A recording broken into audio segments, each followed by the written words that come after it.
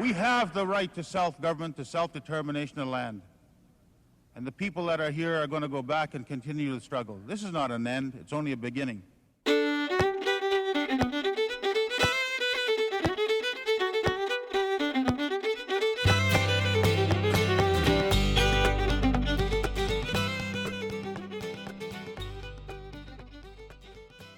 Hello, welcome to this episode of The True Canadians, the podcast, which is based on the book by the same title. I am your host, David Walenko, and co-author of the book, along with the Métis writer Patricia Russell. That piece you heard off the top was Métis leader Jim Sinclair from the 1987 constitutional negotiations in Ottawa. But today we couldn't be farther from Ottawa and still be in Canada, perhaps. We are northeast of Edmonton on the North Saskatchewan River at Métis Crossing, at a location that, as we'll learn today, is very historic for the Métis. We are with the CEO of Métis Crossing, Juanita Marois. And perhaps we should let you know that we're right outside by the river, so there might be a little bit of wind distortion, but hopefully it won't be too bad.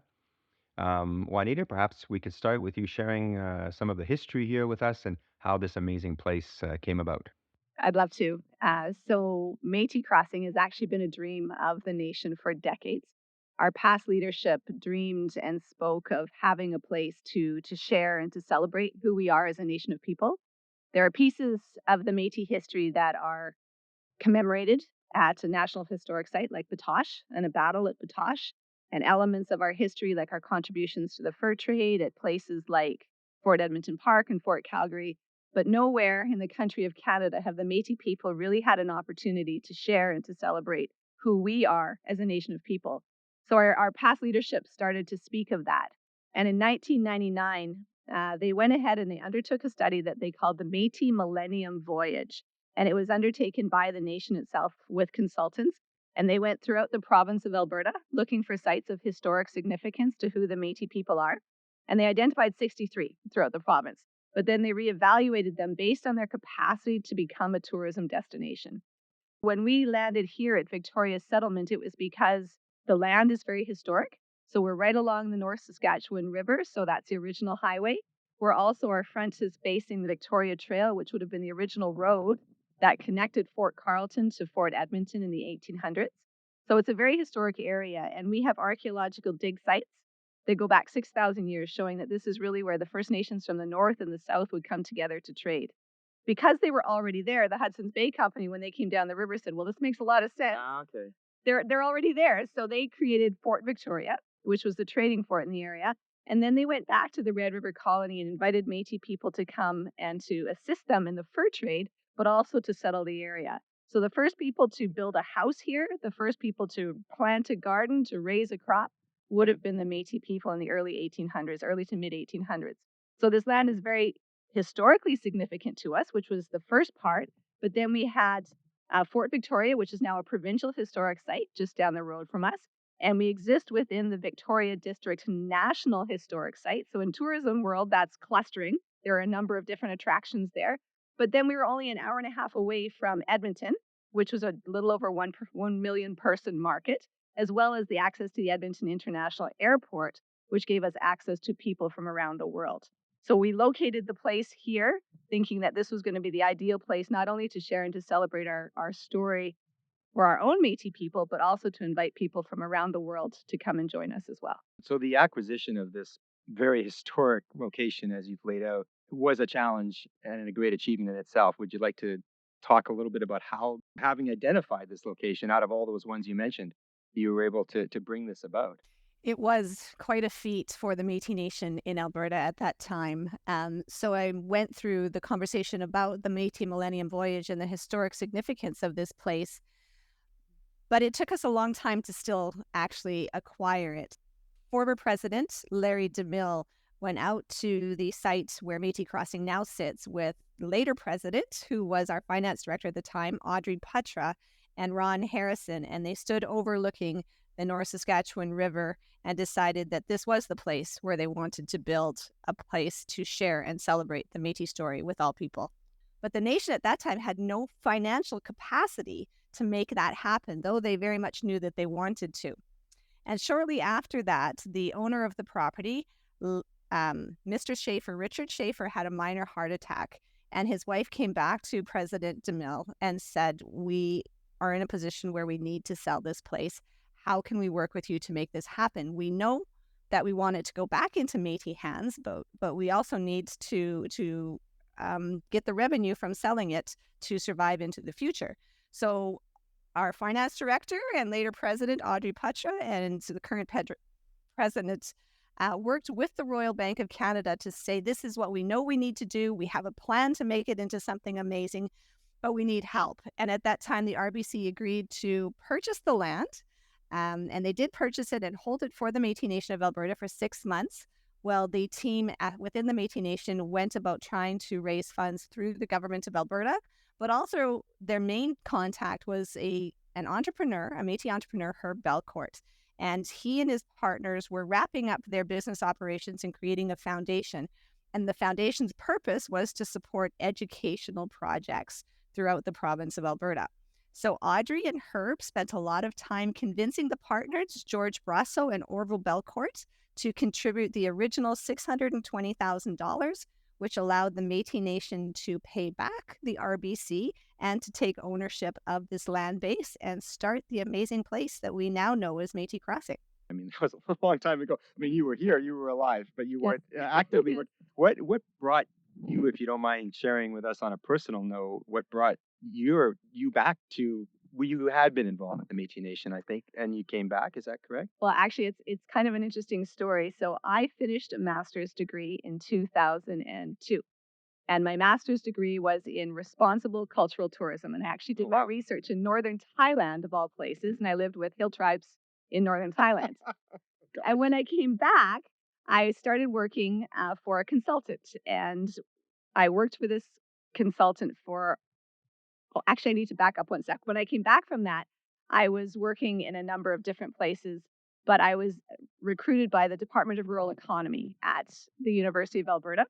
And they were doing a research study in northern Saskatchewan.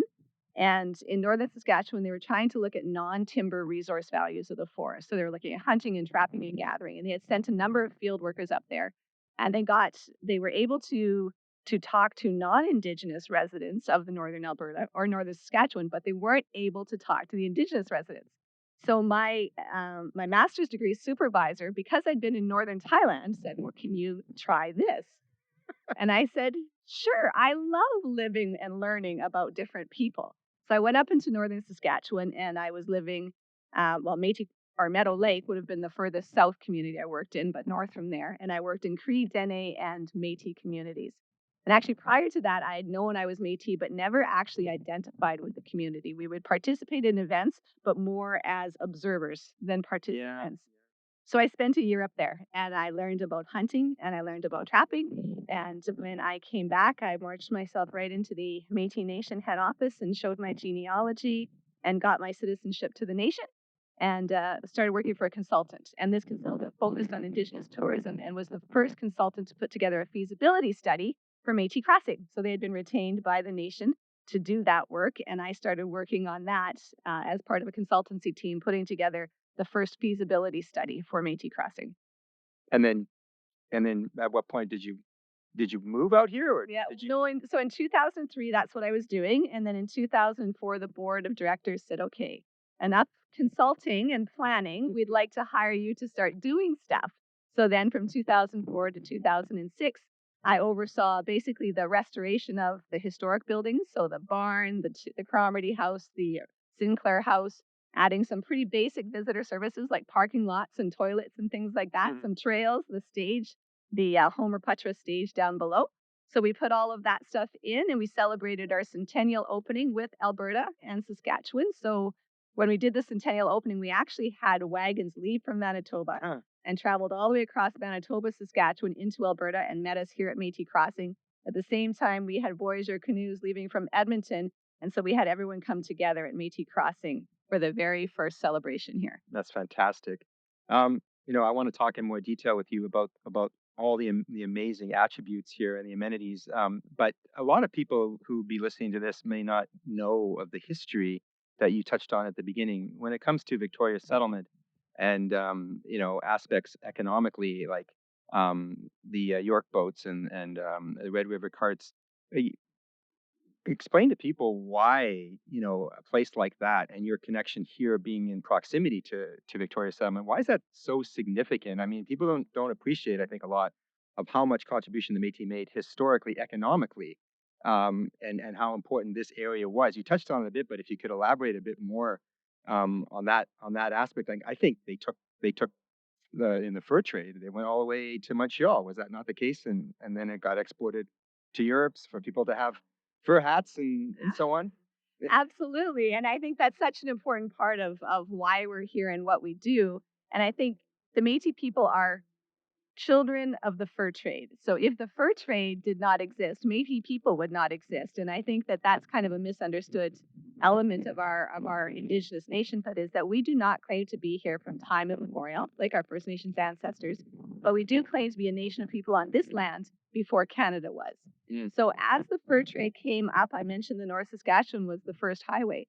So as the fur trade came up that highway, it was the Métis people who facilitated it. It was the Métis people who were in those canoes paddling against the current to get us here. And we were the entrepreneurs. Literally. Literally, yes. We worked upstream a lot in our life. And so when we came to this area and we helped the Hudson's Bay Company to build their fort there, it was also an interesting dynamic because they weren't having a lot of success with the First Nations in the area. So they actually went back to the Red River Colony and invited the Métis people to come and settle this area as well, because we were the natural bridge makers between the First Nations and the fur traders. So we allowed and facilitated conversations back and forth that couldn't have happened without the Métis people. And we helped the Nor'westers survive on the plains by selling them pemmican and all sorts of things. So it really was a critical role that the Métis people have played in the development of what we now know as Canada. Right, which is something a lot of Canadians don't appreciate, and we think of, we historically, even just this last July 1st, Patricia and I had the good fortune to be at and in Ottawa at the Indigenous Peoples Building, which was open for one day on July 1st, and of course, 1867. This is the Canadian flag. We all look at that as being the origin, but it's not. It's not the origin of this land. And even when we've given interviews for the book, people say, "Oh, well, we've heard of Louis Riel, and what else is there to know?" So it strikes me now that I've known about this place for some period of time, a year and a half or so, that it has an amazing opportunity as an educational vehicle, right? In addition to being maybe in tandem as a tourism location, right? And perhaps we can talk about that. Maybe you could talk first a little bit about what there is here that you're so very proud of, and then maybe we can talk a bit about people getting here and what's going on to make that happen. Sure. And I just want to pick up on one point that you said there about learning, education, and a tourism destination. We put all of that into one. And so we take really important elements of the Métis story, whether it's our contributions to the fur trade or the buffalo hunt and the Buffalo Council, and our hunting and trapping history, but we make those into uh, in-depth experiences. So we have one of our experiences that we do both for tourists as well as for students is called Paddle into the Past. So we start here at Métis Crossing and we talk about how we would have trapped animals on the land base, and then we get into a voyageur canoe and we go right on to the historic North Saskatchewan River and down to Fort Victoria, and we talk about how Métis people contributed to the fur trade, how we made connections, but we're doing it in a way that people don't even realize that they're learning because they're in the water, they're paddling. And one of the things that we talk about as voyageurs, they would sing their songs on the river and they would paddle according to the rhythm of the song. And the average voyageur was about 130 pounds and 5'3", and they would do 50 strokes per minute. So that's almost a stroke per second. Wow. And we try to get people in the water and we get them to try to do that. And it's very different to hear that than it is to try to do it on the water. And it gains an entirely different understanding and appreciation for the work that those early voyageurs did. And we have our visions, hopes, and dreams at Métis Crossing Wildlife Park, which is a 320-acre, really international scale wildlife park.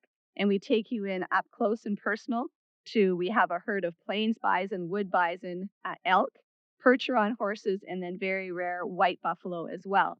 But we don't just take you in there to see the animals. While we're doing that, we're again talking about the buffalo hunt. We're talking about the buffalo councils that the Métis people would have voted in to guide the work of the buffalo hunt. We're talking about hunt captains and things like that. So as people are seeing the majesty of these animals and hearing the stories of the buffalo hunt, they're gaining an entirely different appreciation.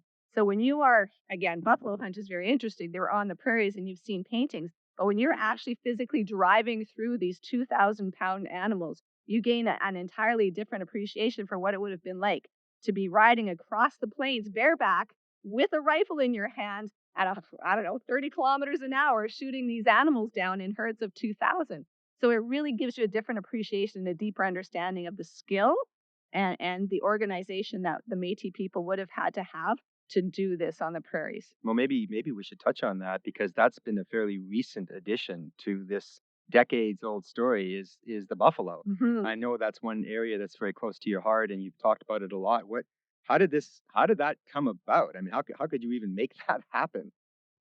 Well, so it's a great story, and it was done in partnership. So I mentioned I was around doing the very first feasibility study, and I had the real honor of going into community and listening to our citizens, listening to our elders, our youth, our entrepreneurs, and really asking them, what do we want people to know about the Métis when they leave here? Deeper than that, though, how do we want them to feel, and how do we fundamentally want to change worldviews? So one of the very first things they said is we have to have buffalo. We have to let people know about the buffalo hunt. We have to let people know about our buffalo councils and the captains and how we transferred flags, which meant transferred leadership, because people don't understand it. They think we were savages on the prairies, and we weren't. We had very organized ways of living and of being out here. So we knew that we needed buffalo, but to be honest, we had no internal capacity to do that. So we started, well, let's do what we know we can do. So we started building our cultural gathering center in 2018 is when we started building it. And when we finished the cultural gathering center, and this is a great story, actually, we finished the cultural gathering center in late 2019, just in time to close it in early 2020 for COVID. But while I was sitting, it was terrible, a $9 million development, and then we have to close it down 3 months after we opened. Yes, COVID was greatly disruptive. But it wasn't too long after that something pretty wonderful happened, as you were sharing with me before we started. You were sitting by the fire in the lobby, and in walks a rancher, and he said, "Who's in charge here?" And what was your response? And I said, well, that's me. He says, I have something I want to show you. And I said, okay, and tentatively got into his big black truck with him. But we went across the river. He showed me his ranch, and the creator shines on Métis Crossing because not only is there a buffalo rancher nearby, but it is Alberta's largest buffalo rancher. This rancher, Len Rahoritz, actually runs up to 4,000 head of buffalo at any given time. It's amazing. It is. And he shared a story with me, which is even more amazing. So at that time, 14 years earlier, his daughter Kayla had been in a rollover car accident. And he and his wife Lisa spent the next 7 months in the hospital, not really knowing if Kayla was going to live or die. And if she did live, what kind of a life she would have. And during that time, what Len knows, what Len loves are animals. And he started to build him and his family what he referred to as Visions, Hopes, and Dreams Wildlife Park. So he started gathering the most beautiful animals he could find. And he had dreams of sharing that with the world. And by the way, his daughter Kayla is a beautiful, healthy young woman. She is in a wheelchair. She works at Métis Crossing, but she's a beautiful, healthy woman. I don't want anyone to worry or leave wondering about what happened to Kayla.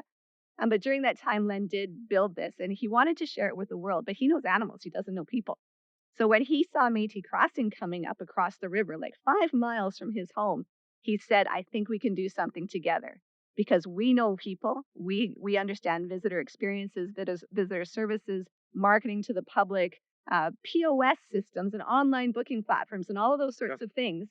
So we created together Visions, Hopes, and Dreams at Métis Crossing Wildlife Park. So it took us about a year to negotiate all of this together because it really is meant to be here, not just for Len and Juanita and the existing provincial council to enjoy, but for our great, great, great grandchildren to come. So really making sure that we set a very good foundation so that together we could share the stories of the Métis and the stories of his buffalo.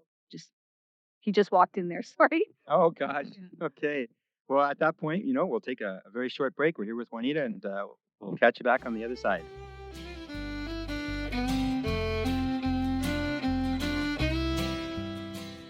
Hello, this is Audrey Petra.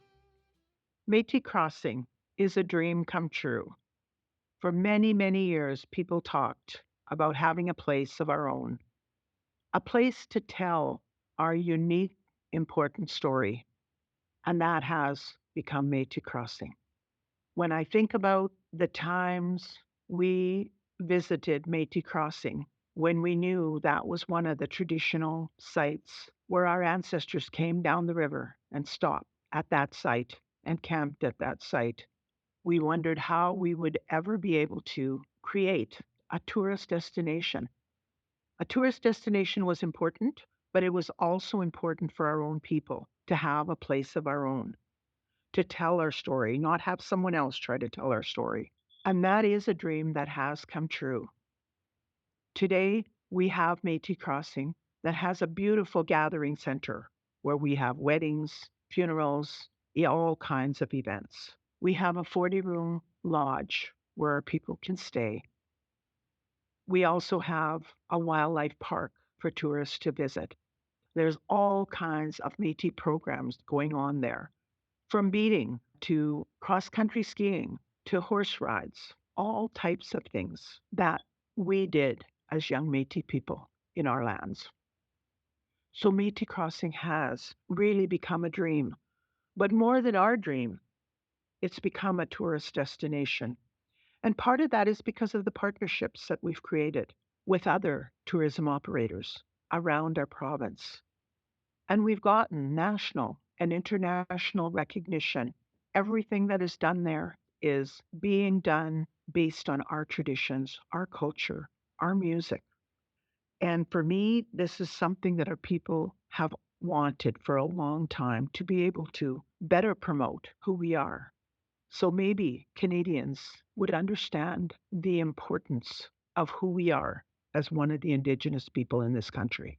And of course, it helps with finally people understanding enough to understand why reconciliation and the creation of self government is so important to us.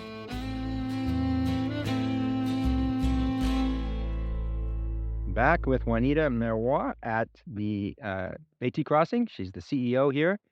And we've been speaking about the origin of Métis Crossing and what an incredible tourist destination it is. And on that note, we'd like to talk with Juanita a little bit about how you get here and who it is that they'd like to have come here and what would be the objective of coming. Obviously, adventure tourism would be one, but also there's the education component and just learning about the history and about the Métis. So what have you seen occur so far, and what is it that you'd like to aspire to achieve in the future in terms of this being a destination? Well, I think it's been amazing. So since 2018, the Métis Nation of Alberta and Métis Crossing have invested a little over $30 million into the infrastructure here at Métis Crossing. Wow. So that has included everything from an 11,000 square foot cultural gathering center, 40-room boutique lodge. We have a veterans monument. We have exhibits and experiences throughout the property. We already talked about visions, hopes, and dreams at Métis Crossing Wildlife Park. We now have an active river lot farmstead where people can come and interact with the animals that our early ancestors would have had here in the 1800s. So you can pet a sheep and feed a chicken and all those sorts of things. Wow. So we have all of this, but I think what's really amazing about what's happening right now for Métis Crossing and for Indigenous tourism in general is an increased international awareness and interest in Indigenous people. And Métis Crossing has kind of been at the forefront of that, particularly in Alberta. We have it's a wonderful transition where we used to be the forgotten people and the dirty half breeds. In 2022, we were voted by Condé Nast, which is an international travel magazine with a readership of over 6 million people, as one of the top 22 places in the world to visit in Wow. 2022. Isn't that something? It's such a switch for us as Indigenous people to be sought out in that way. And I think that's a result of an evolution in tourism in general. So in the past, people used to travel to go places and to be seen. And then they started to travel to do things like they wanted to go jet boating or they wanted to go bungee jumping or something like that. And then deeper than that, they started to want to travel to have experiences, to learn something new, to do something new. And actually now we're entering into a phase of what we're calling regenerative tourism. So people really want to get into a destination and improve themselves and improve the destination they're going to. They're past the consumptive stage and we're going to go and take everything we can from being on a beach in Mexico. They now want to go into communities and learn more about the community, about themselves, and be able to give back in some way. And Métis Crossing is very uniquely positioned to cater to that type of clientele. And it's not only Métis Crossing, it's also Alberta and Canada. So Alberta right now, they have goals to double their tourism revenues from 9 billion to 20 billion by 2030. But they're not going to do that in the Canadian Rockies with people doing activity-based tourism and stuff because they're at capacity. So they're looking now to attract and bring higher value and higher values people to Canada. So people from around the world that really want to dive deep into the culture and to have very special experiences. So Métis Crossing is very uniquely positioned to do that. So we are one of the few operations in Canada that we can legitimately say has been dreamed of, planned, designed, built, and operated by Métis people.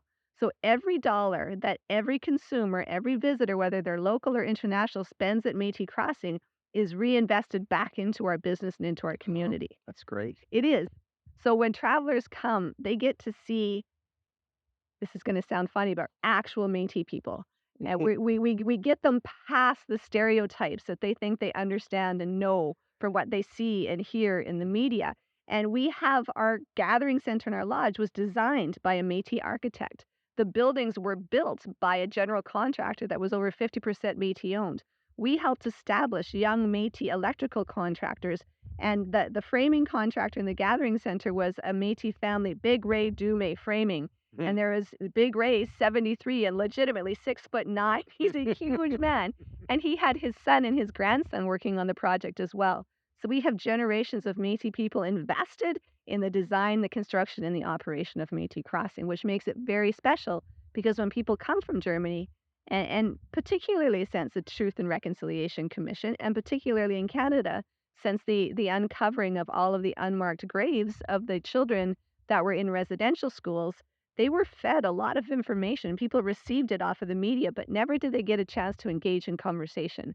So Métis Crossing is that place where they can, it's a safe place to ask difficult questions. It's interesting. Every time I meet with you, I learn something new. And restorative, what is it called? Regenerative tourism. That's amazing because the people I've known, and I don't know, maybe I follow the wrong circles, but I mean, you grow up with who you grew up with. But everybody wants to go to the Dominican.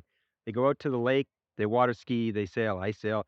They do experiential, type of endeavors. And when it comes to people coming to Canada, you hear when you're not busy doing that, because if you grow up here, then you just go and do whatever it is you're going to do, whether you're a camper or canoeer, sailor or whatnot.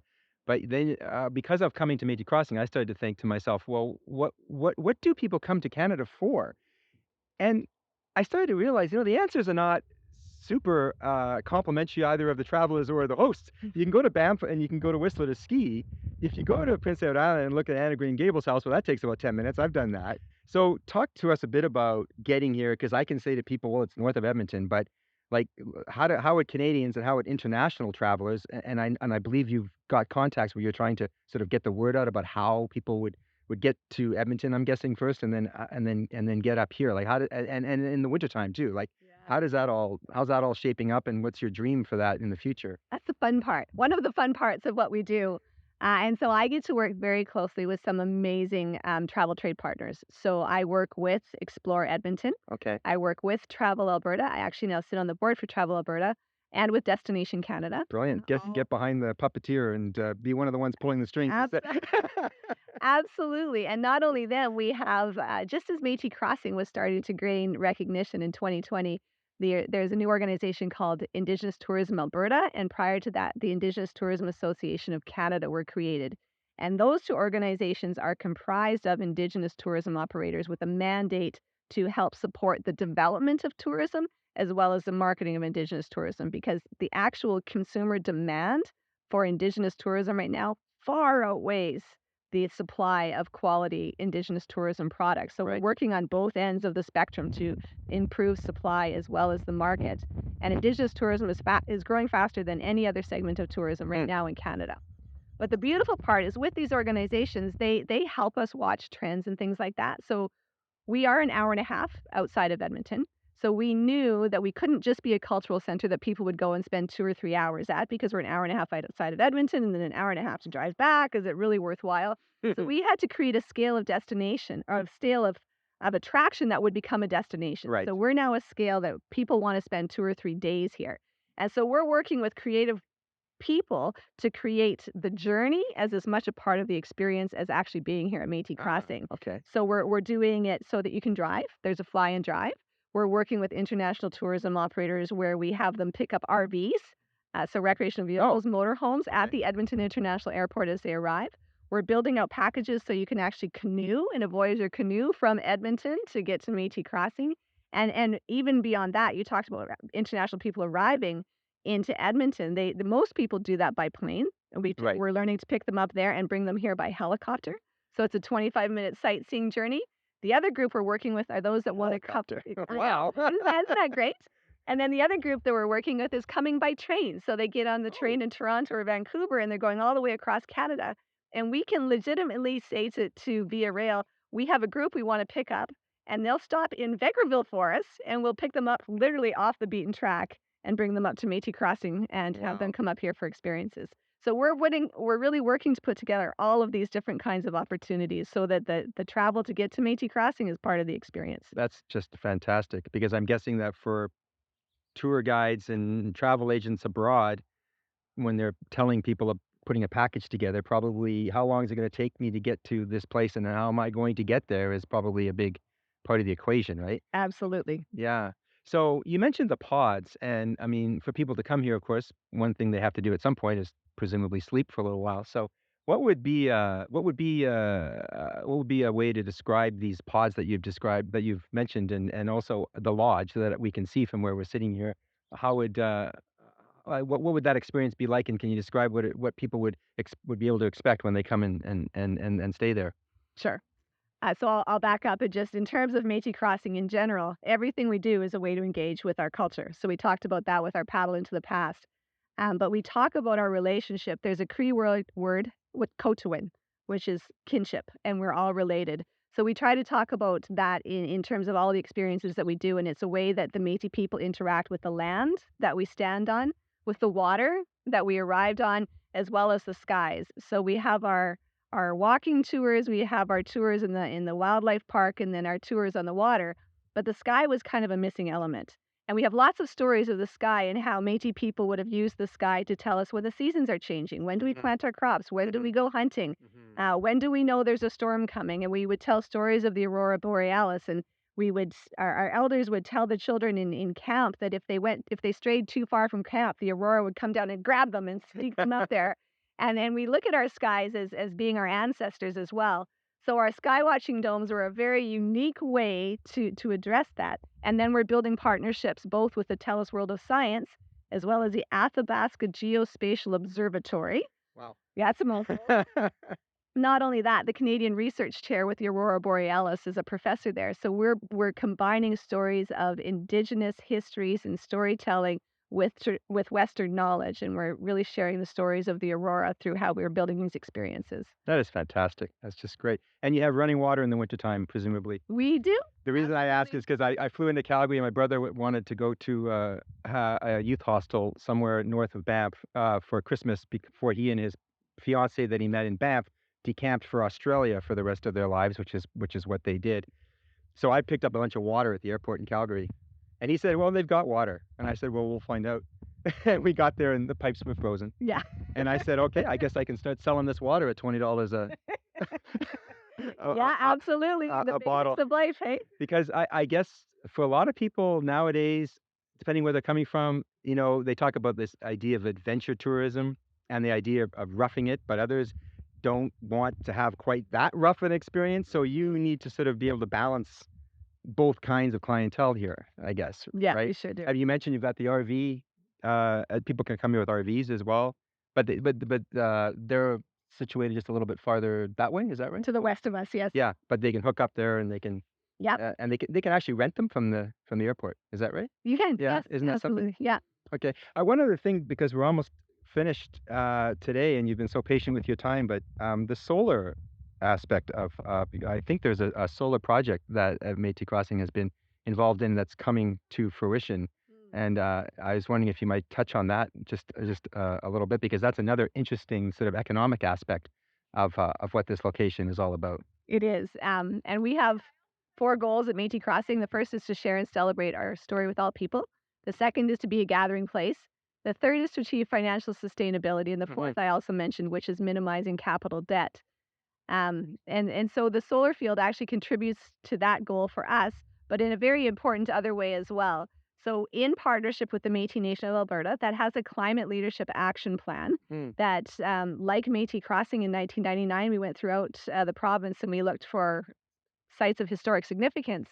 Our climate leadership team really went around the province asking our citizens, what does climate change look like to you, and what impact does it have on its land, and what should we as an Indigenous nation do about it? And they have 3 pillars, and one of them is to reduce greenhouse gas emissions. Right. So within that, the nation actually went around, and we have 850 housing units and 9 commercial facilities, and did energy audits on each and every one of them, and then came up with a cumulative total of the electricity that the nation consumes in our administration. We are now building a 4.86 megawatt solar field on the north end of Métis Crossing, which will offset the entire electricity consumption for the nation. So what it does is it offsets for the nation from a climate leadership plan. It offsets the electricity consumption. It also, they're leasing the land from us, so it contributes to our financial sustainability as well.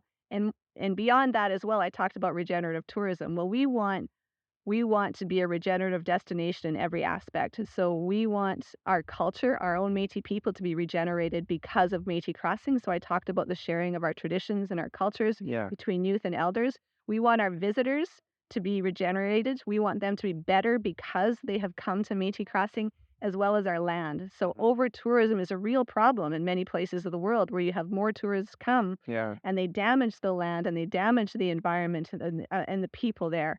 We want this to be a place where the land is also better because of Métis Crossing. So we're looking at becoming, over time, we want to be a net zero destination. I was going to say, this expression, getting to net zero, and, the federal government wants it to be, I think, 2035, and the Alberta government's pushing back on that. And if you can be, an example of that kind of thing, I mean, that's steering the way. People say, well, Canada's less than 2% globally in emissions. But, well, yeah, that's not necessarily the point. The point is, well, let's get people to come here from other parts of the world and see how you can do it locally. Absolutely. And you're right about the land and the water, and there's parts there's so much pressure that can be brought to bear on the environment as a result of the tourism, and it's unintentional.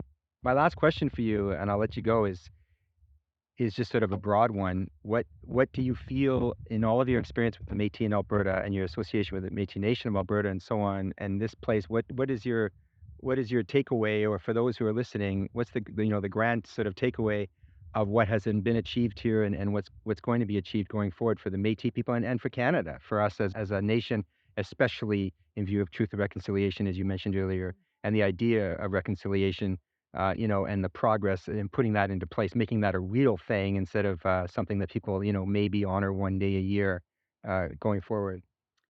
That's a huge question. Yeah, it's broad. I know. I left the hardest one for you at the end, but it's the last one. Well, I often talk of Métis Crossing being a tool for reconciliation, and I mean that in every single way. So I talked earlier about visions, hopes, and dreams at Métis Crossing. And so the ranching partner that took me for the tour and that we've built Métis Crossing Visions, Hopes, and Dreams at Métis Crossing with, he's a Ukrainian rancher. And he has learned through this journey, we have learned a lot about bison, and he has learned a lot about the Métis. And now when he goes to town and he sits in the gas station, has coffee with all the old guys, he's our greatest advocate. Métis Crossing now has 63 employees, and we have employees that come from South Africa, from Kenya, from the Ukraine, from Poland, from really across the world. And every day we come and we work together side by side, and we learn a deeper understanding of each other.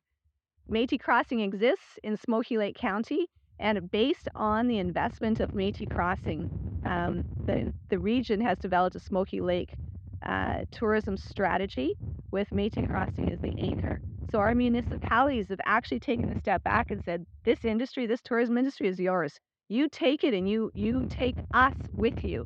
So they're standing right beside us, shoulder to shoulder, saying, we know that you guys are going to do this better than us. We're just along for the ride. So it's very unique for the Indigenous people to be able to lead in any industry. But they're doing that with us, and they're really facilitating it along the way and grabbing onto the opportunity so that we will have entrepreneurs all around Métis Crossing with meaningful businesses, so that the rural population of Smoky Lake doesn't have to leave to Edmonton or to Calgary to make a career. Those people can have businesses and opportunities here. So reconciliation is everything that we do here in every way. And it's really just recognizing that the strong contributions that Métis people have made in the past are making right now and will continue to make far into the future. An absolute shining example of what that looks like in practice and in integration with people who are not of Métis descent, but are of, consider themselves to be, of here in terms of their heritage. So we've been speaking with Juanita Miroir, CEO of Métis Crossing, this amazing location of regenerative tourism. Thank you for your time so very much, Juanita. Thank you, everyone, for listening.